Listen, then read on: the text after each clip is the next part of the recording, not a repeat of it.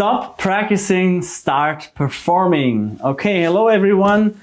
Welcome back to my studio in Berlin. Today here on my white Yamaha piano, and today I would like to explain you why it's not enough to just practice, why you also have to perform your pieces at some point. So stay tuned. Okay, look, of course it takes some while to actually learn a piece.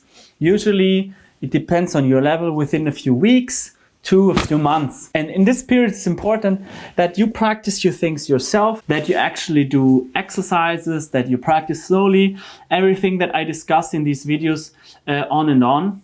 But at least after 3 months you should start performing the pieces as well. Why is that? So of course not everyone wants to be a performer, not everyone wants to be a concert pianist, and that's absolutely fine. Even if you play it just for yourself, it's your passion, maybe you want to share it one day with your family, or even that is not necessary for you, that's also fine. But it's important for your overall progress to perform. Why is that? You might know that from back in school when you had to do a presentation and you prepared everything and then suddenly you had a blank or you forgot what to say. That can also happen when you perform. That's actually one of the biggest fears of many people, that they practice something and at some point, they just forget the music and you forget what to have to play.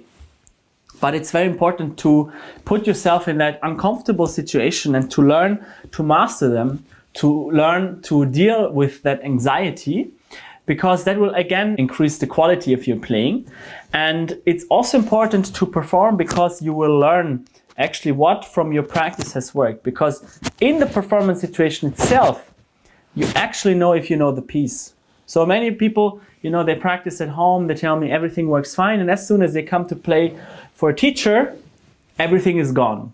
That means that the core foundation was not really there and the practice was not effective. It hasn't worked for them.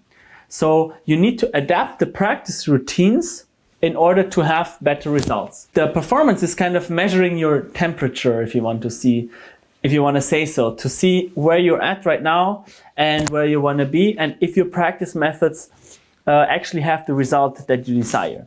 So for example, you play a passage where you thought everything was going well because you have practiced it and there never was a problem, and suddenly you wake up in this performance situation, be it playing for your teacher or your spouse or children or whoever it is, and you suddenly forget it, and then you see, okay, actually I haven't really known this passage, and then you go back to practice, adapt your practice, add some exercises here and there, and then perform it again after some while, and then maybe you see that this passage is working, but another passage isn't working, so you have to work on the other passage.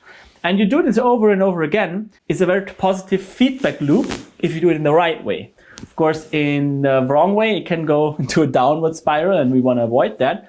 But if you adapt the practice, if you do that, then you can learn a lot from your performances, and you can adapt your practice, and then both your practice improves because you know better what you need to do, and then as a result of that also your performances improve. Then the practice improves again, the performance improves, and you get better all the time. And that's what we desire, right?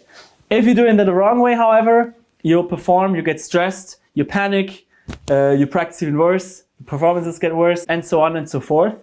So you need some support to actually understand the performance situation and then apply the right method, the right technique to learn from that and then make your practice better. If you want to do that, I could eventually assist you. If we want to find out if I can assist you, you just have to apply for a free strategy session here at aaronpilsen.com/mentoring. And what is also very beneficial, I have these courses.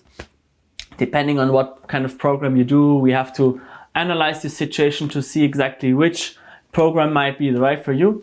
We also have groups of people where you can actually perform the pieces for others and kind of build that network. So you have like-minded people, plus you have the performance situation included, in the training, which is very, very important. I don't want to go too much into detail here, but it's important to have the right community if you play the piano. It's often being said that you are the result of the 5 people you spend most time with, and I definitely think that it's true. So find out if that's something for you, and I find out if I can help you at all. And yeah, that's it. If you want to write me a message on Instagram or Facebook, you can do so. I always read my messages myself. You know, I'm not like one of those concert pianists who are just distant somewhere in the clouds and never are in contact with their audience. I want to be in contact with you. If you just have a common question, I'll be there for you. Thank you for watching, and I'm looking forward to seeing you again in the next video.